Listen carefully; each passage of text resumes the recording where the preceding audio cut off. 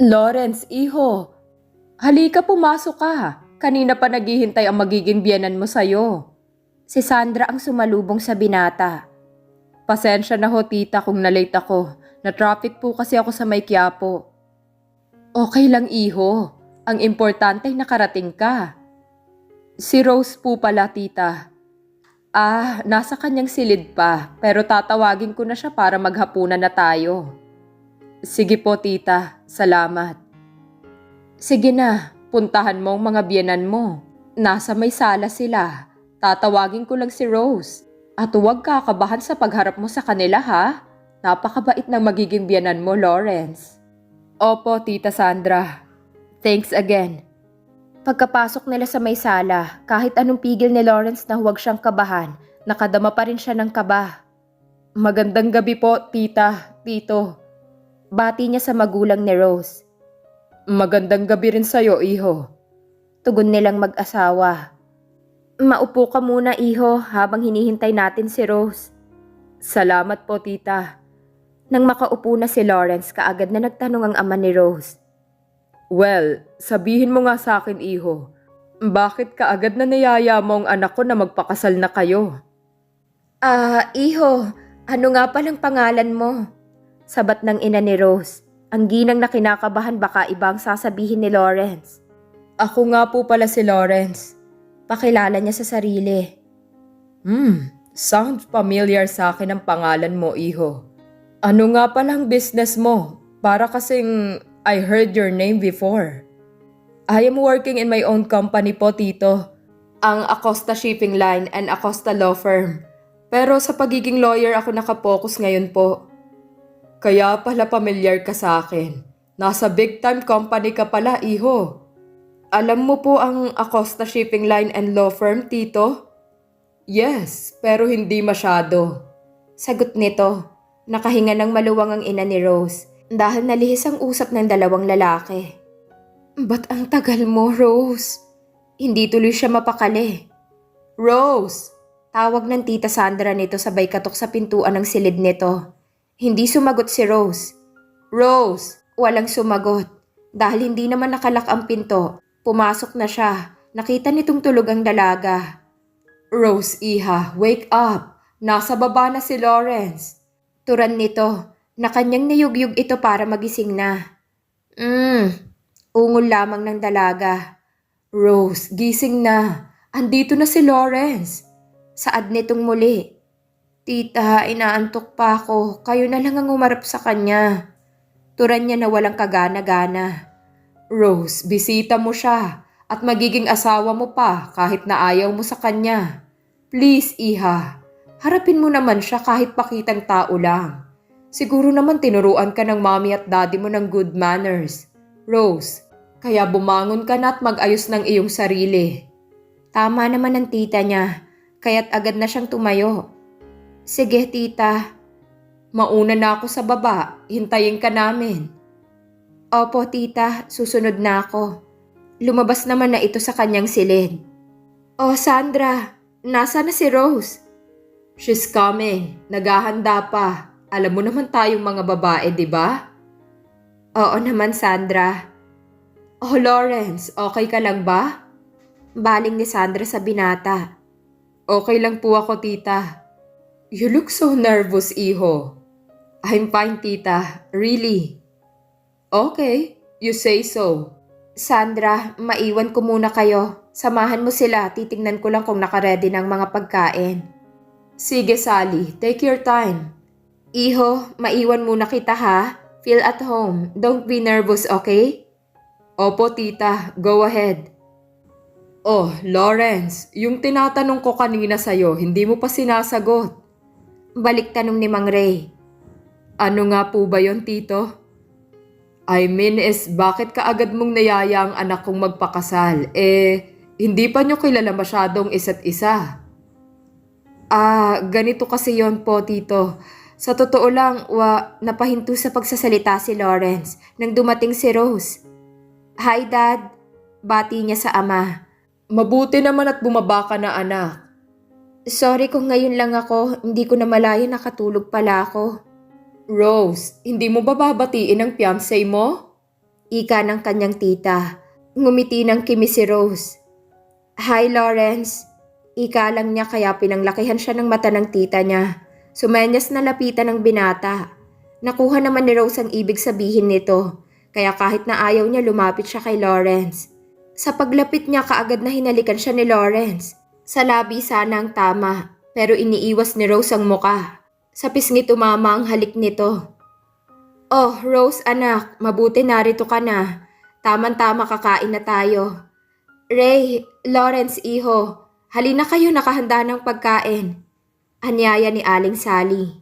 Tumayo na sila at tinungo ang komedor. Samantala si Alfred, kahit lasing ito hindi makatulog-tulog. Pabaling-baling ito sa kama dahil sa iniisip niya kung ano ang nangyari sa bahay nila Rose dahil nandoon ng kaibigan. Nakadama siya ng inggit sa kaibigan at naramdaman niya nagseselos pa siya. Ano ba tong ginawa mo sa akin, Rose? Bakit hindi ka mawala sa isip ko? Pati ang halik mo palagi sumisiksik sa utak ko. Impit na sigaw niya. Pinagsusuntok ang kanyang kama. Natigil lang siya sa ginagawa ng tumunog ang kanyang cellphone. Nang makita niya kung sinong tumawag, hindi nito sinagot. Pero ayaw tumigil ito sa katutunog. What the hell of this woman? Wika niya nang hindi pa tumigil sa pagtunog. Napilitan siyang sinagot rin ito. Hello, may pagkayamot na ika niya. Hello, honey. Bakit ang tagal mong sagutin ang tawag ko? Bungad nito. Monica, please. I'm tired. Gusto ko nang magpahinga. Bukas ka na lang tumawag ulit. Pero, Alfred, may sasa... Please, Monica. Bye. Agap niyang turan para hindi na maituloy pa ni Monica ang sasabihin. Binabana niya ang cellphone. Alfred, hindi mo pwedeng gawin sa akin to. Mahal na kita. Gagawin ko ang lahat para mahalin mo ko, Alfred. At alam kong may iba kang mahal, nararamdaman ko ito. Pues, kung sino man ang babaeng yon, too bad for her. Dahil gagawin kong lahat para mawala siya. Yes, I will do that. Nakapaskil sa labi nitong nakakalokong ngiti. Pagkatapos ng hapunan kaagad na niyaya ni Ray sina Rose at Lawrence para kausapin ito. Lawrence, Rose, gusto ko kayong makausap. Doon tayo sa may hardin. Sumunod kayo sa akin. Sige po, tito. Sagot ni Lawrence. Hindi naman umimik si Rose. Sumunod na lamang sila sa ama. Bago lumabas si Ray.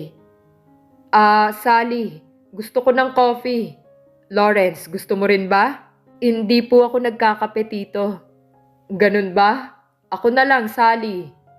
Sige, isusunod ko na lamang doon, Ray. Mommy, I want coffee too. Ani Rose. Sige anak. Paalis na ito na magsalita si Sandra. Sally, samahan na kitang gumawa. Gusto ko rin kasi ng kape. Nang makarating na ang magkapatid sa kusina, agad na nagsalita si Sally. Sandra, ano kaya ang pag-uusapan nila? Natatakot ako na baka masabi nila ang dahilan kung bakit sila nag-engage kaagad. Sally, hindi yun ang sasabihin ng anak mo. Alam niya na pag sinabi niya baka atakihin ang kanyang ama. Alam ko gagawa siya ng paraan para hindi nila masabi ang dahilan. Sana nga, Sandra, kasi pag may nangyaring masama kay Ray, hindi ko mapapatawad ang sarili ko. Huwag mong isipin yan. Sige na, bilisan mo na dyan para makabalik tayo sa kanila nang marinig natin kung anong sasabihin ng asawa mo sa dalawa. Lawrence, matanong lang kita. Di ba bago pa lang kayo magkakilala ng anak ko? Opo, tito. Bakit po? Bakit niyaya mo na agad siya magpakasal? Di ba mas mabuting kilalanin muna niyo ang bawat isa bago kayo maikasal? Para alam niyo kung anong ugali ng isa't isa. Kung anong ayaw mo, alam ni Rose. Ganun ka din, di ba? Kasi po, tito, ganito po yan. Kung bakit gusto na namin magpakasal.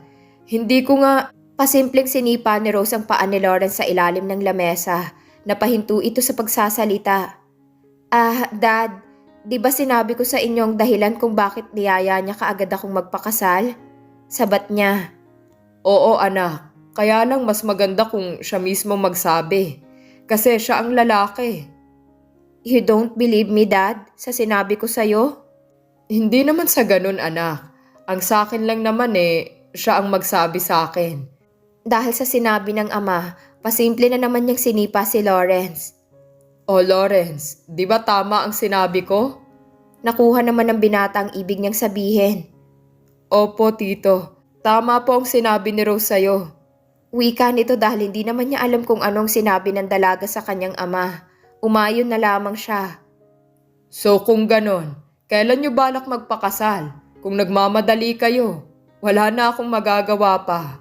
Pwede na kayong mamanhikan. Nagulat naman si Rose sa tinuran ng ama. Dad, bakit mamamanhi ka na kaagad ang sinasabi mo? Di ba anak, ikaw rin na nagsabi na doon din ang punta nyo. Kaya ngayon pa lang mapag-usapan na ito. Mas maganda kung ngayon na natin mapag-usapan ang tungkol sa inyong dalawa. Pero Dad, bago pa lang kami nag-engage siya. Protesta niya. Heto muna ang kape nyo. Wika ng ina ni Rose. Lawrence, kailan kayo pupunta dito kasama ng magulang mo? Dad, wika ni Rose ulit. Pero hindi siya pinansin ng ama. Wala namang sinayang na oras si Lawrence. Agad siyang sumagot. He really do want na pakasalan si Rose. Kung gusto po nyo tito, kahit bukas ng gabi po. Singit ni Lawrence. What? Biglang bigkas ni Rose. May problema ba anak kung bukas ng gabi na sila mamamanhikan? Wala naman Dad. Kaya lang ang bilis naman yata kung bukas na sila mamamanhikan. I sense anak na ayaw mo yatang mapadali ang kasal nyo. Remember, ikaw ang nagsabi sa akin na sa pagpapakasal din ang tungo nyo. So bakit ganyan ang reaksyon mo ngayon, ha? Hindi sa ayaw ko Dad. Nagulat lang ako. Ang sabi ko nga ang bilis naman. So ang tanong ko anak, are you agree sa gusto kong mangyari? A big no ang gustong isagot ni Rose. Tumingin siya sa ina. May pagmamakaawa sa mata nito. Kayo po ang bahala, Dad. Matamlay na wika na lamang ni Rose. Kung ganon, tapos na ang usapang ito. At ako'y magpapahinga na. Lawrence, iho. Maiwan na kita. Sige po, tito.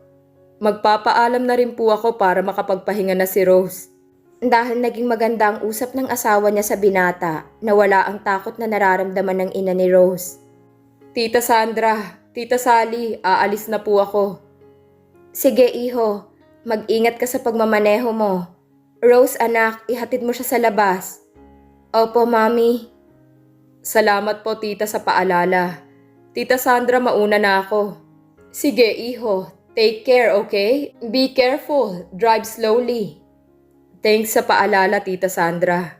Habang naglalakad sila palabas, wala naman silang imikan, pero binasag ni Lawrence ang katahimikan sa pagitan nila ni Rose. Rose, alam kong ayaw mo ito. Pwede ka pa namang umatras, hindi kita pipilitin. Kakausapin ko si Mami tungkol dito. Kung ano man ang dahilan niya, bakit ginawa ang engagement natin na wala tayong kaalam-alam, aalamin ko ito. Huwag na, Lawrence. May isang salita ako. Pag sinabi ko, tinutupad ko ito. Ang masasabi ko lang sa'yo, hindi aasahan na magampanan kong pagiging asawa ko sa'yo dahil para sa akin, sa papel lang tayo mag-asawa. Alam kasi niya na hindi siya pakikinggan ng ina. Sa party, tumutol na siya, pero ang gusto pa rin ang nasunod. At ayaw niya ng gulo. Ngumiti si Lawrence sa narinig. Don't worry, hindi ako magde-demands. Pero pinasisiguro ko sa'yo na gagawin ko ang lahat para mahalin mo ko. Alam ko namang may mahal kang iba. I can feel it, Rose. Sana pag mag-asawa na tayo, wag mo lang akong pagtaksilan gaya ng sinabi mo. Kahit sa papel lang tayo mag-asawa. Hindi ko alam kung anong magagawa ko kapag ginawa mo yun. Dahil sa sinabi ni Lawrence, biglang may takot na naramdaman si Rose. Pero tinitiyak ko sa'yo, Rose. I am a good person. Kilalanin mo lang ako ng lubos. Aniyang muli, tumango si Rose sa binata. Makikilala pa ba niya kung meron na nagmamay-ari sa kanyang puso? Nang makarating na sila sa sasakyan, bigla na naman siya nitong hinapit sa bewang at hinalikan, kaya hindi nakaiwas si Rose.